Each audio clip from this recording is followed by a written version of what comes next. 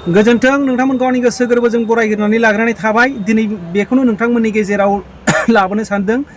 दिनैहाय इलेक्सन सफैलायबाय सिडलिबियाबाव दिनैहाय गोबांथार बेबायदिनो सोंखारिलायनायखौ जों नुनो मोन्दों।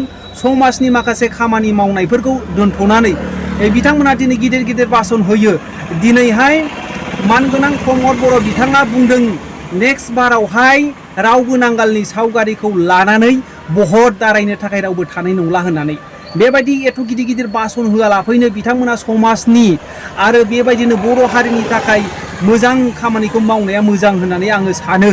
रायजो राजाफोर दिनै जेसेबांनाखि जोङो बिजेपि सरकारजों थागोन आरो हेमन्त सरकारखौ जोङो दोनबाय थागोन, जोंनि एसटि आरो नर्थ इस्टआ माब्लाबाबो डेभेलप जानो हानाय नङा।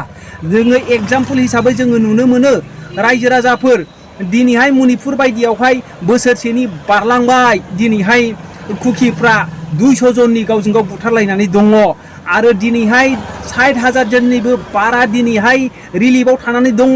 बिथांमोनखौ न'आव लांफिननायनि पुलिस सेफटि खालामनायनि जेबो माबाफोरखौहाय लायाखै। बिथांमोनहा प्लान पलिसिफोरखौ लायाखै, बिथांमोनहा थांखि बिथांखि लायाखै।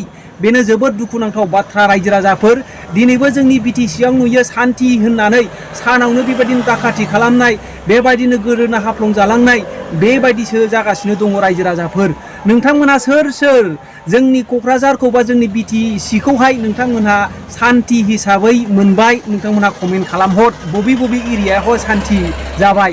आं नोंथां दिनै ससियेल मिडियानि गेजेरजों फोरमायनो हानाय बायदि। रायजो राजाफोर दिनैहाय बिराद दुखुनांथाव बाथ्रा। दिनै 17 बोसोर जे हाग्रामा महिलारि सारजोंहाय गोबांथार बेबायदिनो नक्सा सोलायै सोलायै दारायबोनांबाय, बेखौ दिनै प्रमद बर'आ बावबाय नामा? रायजो राजाफोर बावबाय जानो हागौ। बेनि थाखायनो जोबोद दुखुनांथाव बाथ्रा। दिनै बिथांमोना समाजनि मोजां हाबा मावब्ला हामगौ होननानै आङो सानो बे ससियेल मिडियानि गेजेरजों। रायजो राजाफोर बेबायदिनो सालथाब बाथ्रा बुंनायनिफ्राय गोजान जानानै बिथांमोनहा बाथ्रा बुंनायनिफ्राय गोजान जानानै बिथांमोनहा मावनाया मोजांसिन होननानै आङो सानो। रायजो राजाफोर दिनैहाय जोङो नुनो मोनबाय, जोङो नरेन्द्र मदि बिथांनि दैदेननाय सरकारखौ जों नुनो मोनो। बेबायदिनो कररपति मानसिफ्रा बबेबा गिदिर गिदिर बुस्थुफोर बायोब्ला बिथांमोना 5% GST होनांगौ। नोंथां आरो आंहा फिसा फिसौ बेबायदिनो बिस्कुटनिफ्राय लानानै बेबायदिनो गासै जानायफोरनिफ्राय लानानै गासै बुस्थुफोरावहाय जोङो 18%निबो बारा GSTखौ होनो गोनां जायो। रायजो राजाफोर बेनो नरेन्द्र मदिया गिदिर गिदिर उद्यगपतिफोरनि थाखाय बेबायदिनो गिदिर गिदिर इन्डास्ट्रियेलफोरनि थाखाय बिथाङा मावो। दानो नायदो रायजो राजाफोर मुकेश आम्बानीहा फिसालानो हाबा होनो फैसा थोहां थोहां जादों। जिअ' आरो एयारटेलफोरखौ बिथाङा दिनैहाय 12% बारायनो थाखाय अर्डार होनायखौ जों नुनो मोन्दों। रायजो राजाफोर बिनि थाखाय दिनैहाय मोनफ्रोमबो जिअ' प्लानफ्रावहाय 50 थाखासो बारायनायखौ जों नुनो मोनबाय। मानो होनोब्ला अनिल आम्बानी आरो मुकेश आम्बानी बिथांमोनहा फिसालानो हाबा होनो हायिनि थाखाय जोंनि पाब्लिकनिफ्राय बुख'नानै लांनानै हाबा होनायनि माबाफोरखौ प्लान पलिसिफोरखौ लादों।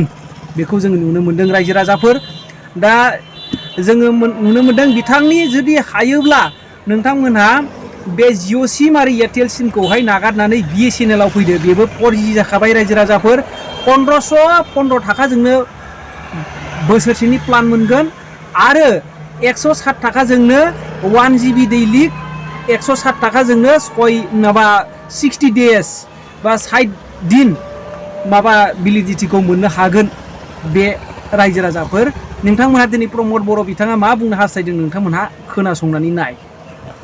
में शामिल हो जाता है, जो भी खाता है बीजेपी का सदस्य बन जाता है। बीजेपी पनाह दे रही है। बीजेपी ने एक आश्रम खोल रखा है भ्रष्टाचारियों के लिए और सबसे ज्यादा अमीर लोगों के लिए। बीजेपी पार्टी का नाम लेने के लिए इनको नोटिस देना होगा। ये सभापति महोदय मेरी सरकार के ऊपर बोलते हैं आपने कांग्रेस का नाम लिया, आपने नोटिस दिया क्या? आपने नहीं दिया ना, बैठ जाइए। आपने खुद नहीं किया, पहले नियम खुद पालन करिए, फिर नियम सिखाइए। एक व्यक्ति है जिनके खिलाफ स्वयं प्रधानमंत्री मोदी जी बोलते हैं कि इस पे 70,000 करोड़ का यहाँ पे इरिगेशन को लेके स्कैम हो रहा है। स्वयं प्रधानमंत्री बोलते हैं और फिर वही व्यक्ति आज प्रधानमंत्री से मिलते हैं और कहते हैं कि मैं महाराष्ट्र का नया उप मुख्यमंत्री গোটেইকেইটা সিটতে জিকা হ'ব।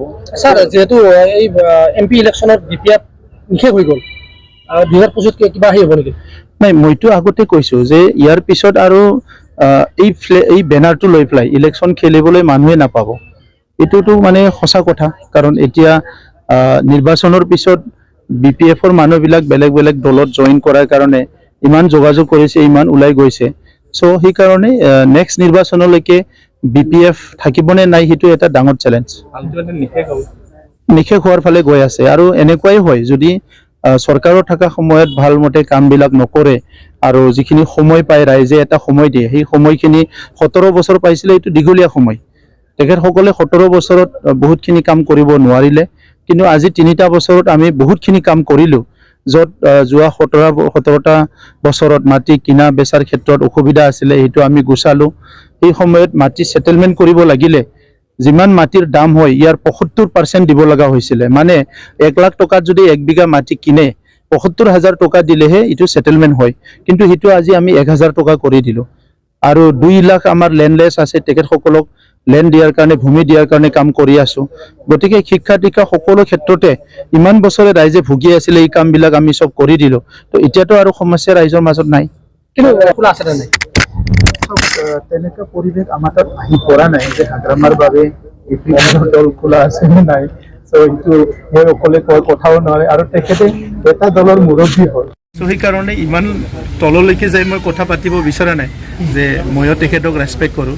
তো সেইকাৰণে তেখেতে কি চিন্তা কৰে এইটো তেখেতৰ কথা, কিন্তু তেখেতৰ বাকী মানুহবিলাক মানে বিভিন্ন পৰ্যায়ৰ নেতা কৰ্মীবিলাকতো আমাৰ দলত আহি আছে আৰু আহিবৰ কাৰণে বহুত